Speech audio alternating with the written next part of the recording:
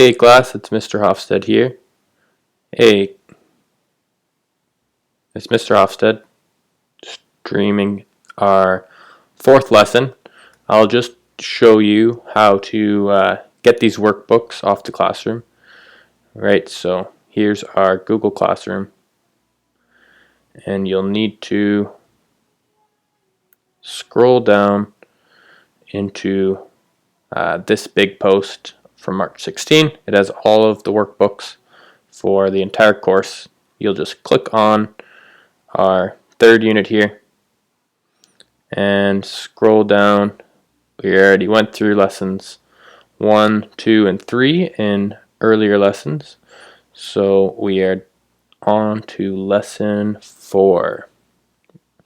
Alright, so lesson 4 is all about Newton's third law, which is more commonly known as the law where for every action there's an equal and opposite reaction, right?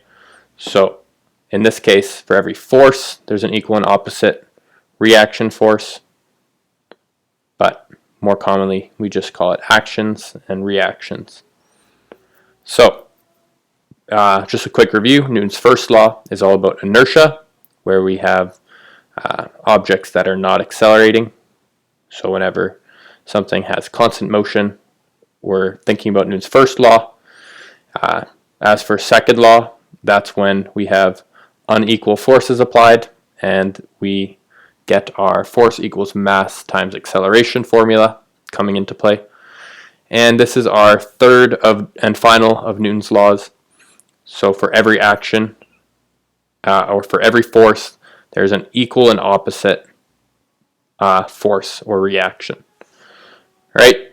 So if you think about these first couple examples, right? If one object, or if A exerts a force on B, then B will exert an equal and opposite reactive force on A.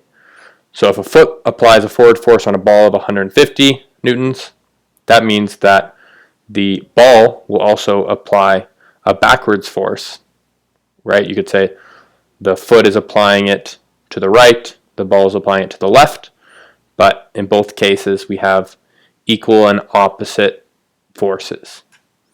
Okay, let's take a look at our first example here. I'm just going to bring up the document camera. Alright, so first example, we have an 80 kilogram boy.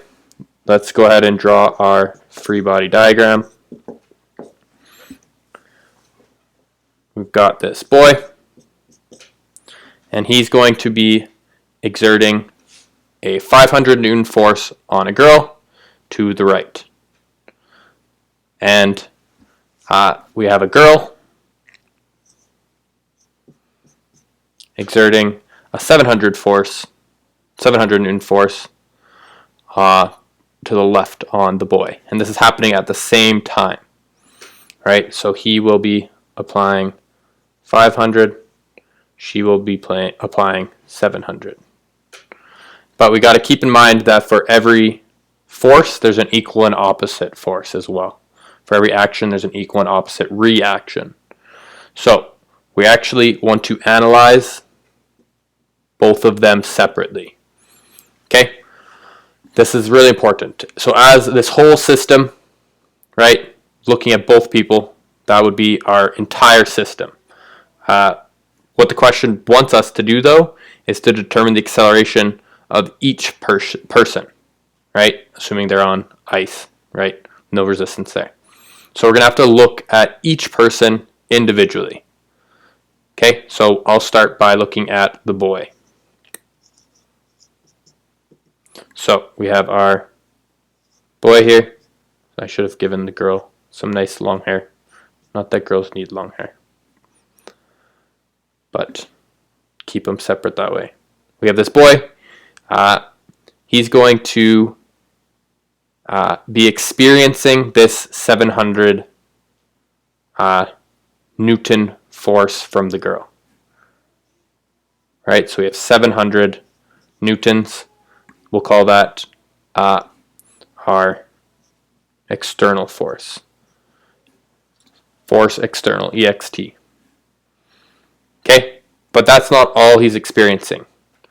As he pushes his 500 newtons against the girl, he'll experience an equal and opposite reactive force. So we're also going to have a second force on him. We'll call that our force of the reaction, or FR, which is equal to 500 newtons. All right, we also know that the boy weighs 80 kilograms and he's on slippery ice.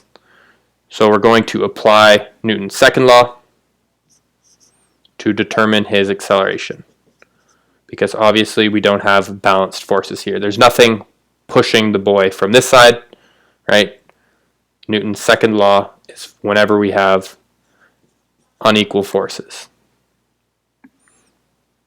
So the net force is equal to the mass times the acceleration. So we're going to look at all the forces acting on the boy.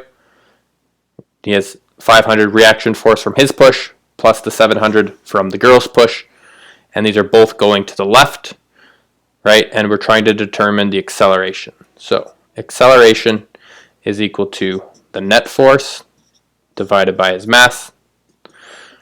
The net force would be negative 500 plus negative 700, assuming that our reference is left is negative, right is positive.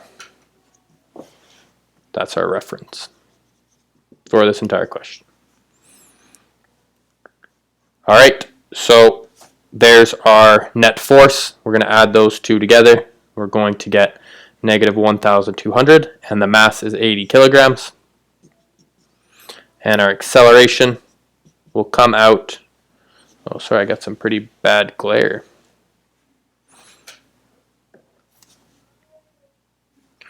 I'll just complete it over here.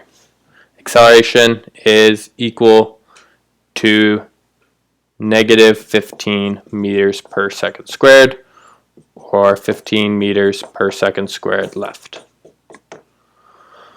Okay, so that is the acceleration the boy will experience. We now need to look at the girl. So analyze the girl in her own separate free body diagram.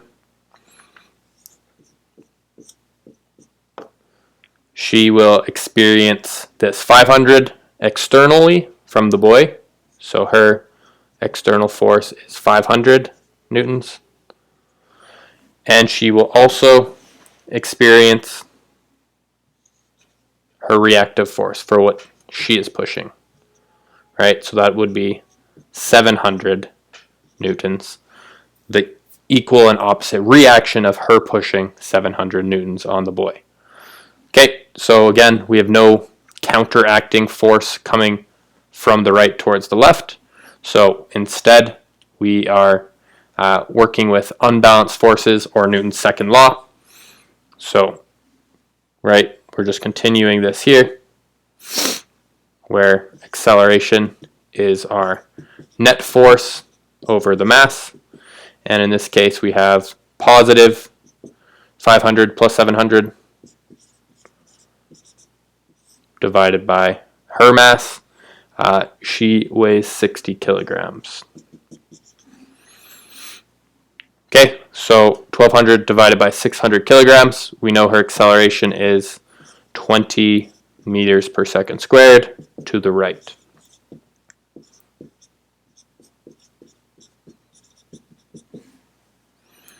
All right, so that's the girl. And this is our boy. Okay, that's our first example. That one is hopefully nice and straightforward.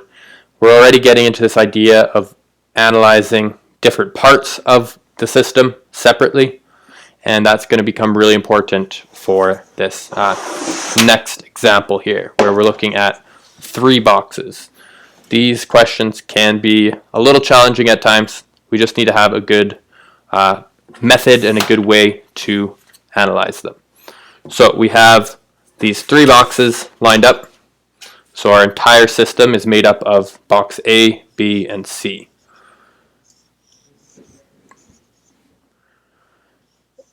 And we know the mass of each of these boxes. We've got 20 kilogram and 50 kilogram for the big box B in the middle, and 30 kilogram for box C. We also know there's only two external forces. We have an F1 of 400 and an F2 in the opposite direction of 150 newtons. All right, so our first step to solving a question like this is to look at the entire system and figure out the net force acting on all of these boxes together. Right? We know the mass of the entire system will be all three boxes together. Right? And we know the net force. Right? So a nice way to think about this, when we're drawing in our system, what we're analyzing, whatever this bubble or this dotted line cuts off, right? It's cutting through this F2 and this F4. Those are the external forces, right? Any force between blocks A and B right now is an internal force, and we only analyze external forces on a free body diagram. So it depends on what part of our system we're looking at, right, for this free body diagram. So our first step, make a reference system. We'll say that right is positive again, left is negative. We're going to find the acceleration of the entire system. That's our first step. Find acceleration of entire system. So we know the mass, we know the net force acting on it. We're looking for acceleration. So again, this is Newton's second law. Because 150 is not equal to 400, we have an unbalanced force setup. We know that we have acceleration is equal to our net force divided by our mass. All right, so we've got to determine the net force on the system. So again, that's everything that our sphere of influence, or this bubble we've drawn around our system, is cutting through. So we have 400 to the right and 150 to the left. So that's our net force, 400 minus 150. And the mass is going to be all of them combined, 20, 50, 30 kilograms. All right, so we have 250 divided by 100, which comes out as 2.5 meters per second squared. And that's positive, so this is going to the right. So if our entire system is moving along with an acceleration of 2.5 to the right, that means that each individual box will also be traveling with that acceleration.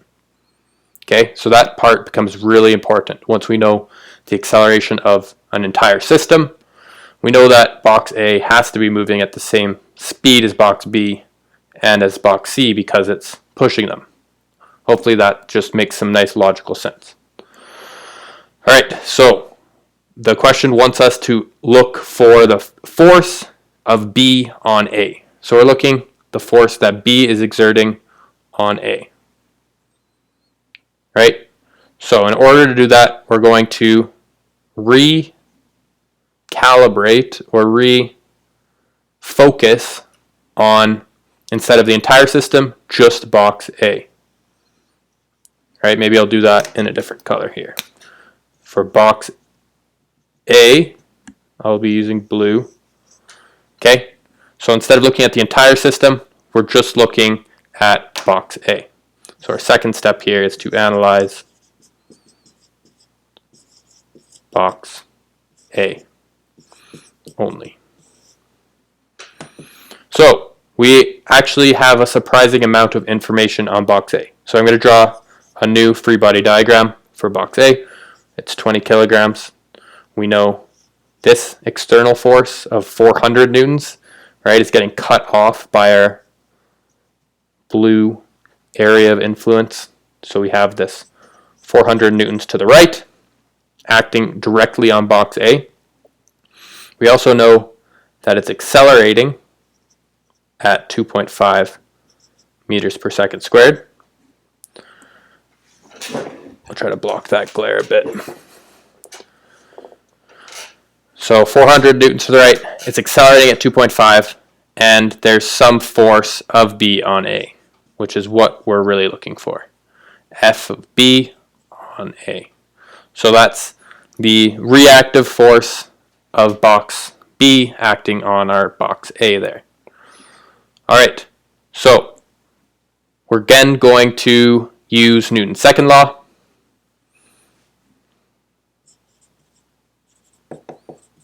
Because we don't have balanced forces. So we know that the acceleration is equal to 2.5. We know the mass. We're looking for the net force. We know one component of the net force. We're looking for that second part, F2, or F of B on A. So if F net is equal to mass times acceleration, we're going to break F net into its two parts. So we have this positive 400 from F1 and this negative F of B on A, because it's acting to the left. It has to be, right? Just as this diagram is physically drawn up, the reaction force of B on A has to be directed to the left. And that will all equal our mass of 20 kilograms and our acceleration of 2.5 to the right. 2.5 meters per second squared directed to the right. So if we're trying to solve for this force of B on A, right, we're going to bring everything over to the other side.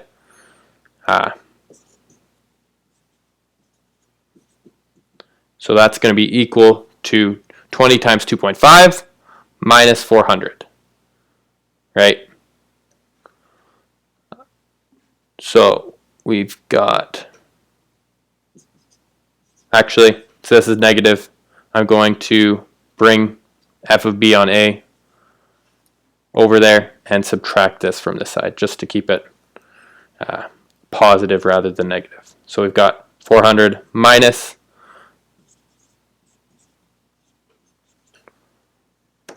that mass times acceleration, which comes out as 350 newtons. All right, so final answer, F of B on A is 350 newtons to the left, because we included that as a negative there. All right, so it comes back to our drawing. We're going to the left. So force of B on A is equal to 350 newtons left. All right, these box questions can get a bit tricky. Just remember that we can analyze the system as a whole. We can analyze separate parts of the system, right? Sometimes you'll have to do 3 different free body diagrams along with Newton's second law, right? So we might have had to find F of B on A and then analyze just box B to find the force of B on C. Sometimes you'll have more than 3 boxes, but the steps of drawing our free body diagram, that's pretty much the most important part about this unit. So get really good at drawing that, labeling all of your forces, right? Drawing your sort of bubble around the objects you're looking at, and then working from there to analyze, right, the external forces on each object, right? We can't analyze an internal force inside of, right, our entire system. You can only analyze the forces that our bubbles are cutting through, right? So here, 400 and F of B on A are the only external forces on A, right? But F of B on A is an internal force for this entire system. So that's why we need to focus in on different parts of the system as a whole when we're trying to solve for a force that's inside of a system. All right, let me know if you have any questions. Good luck, everybody.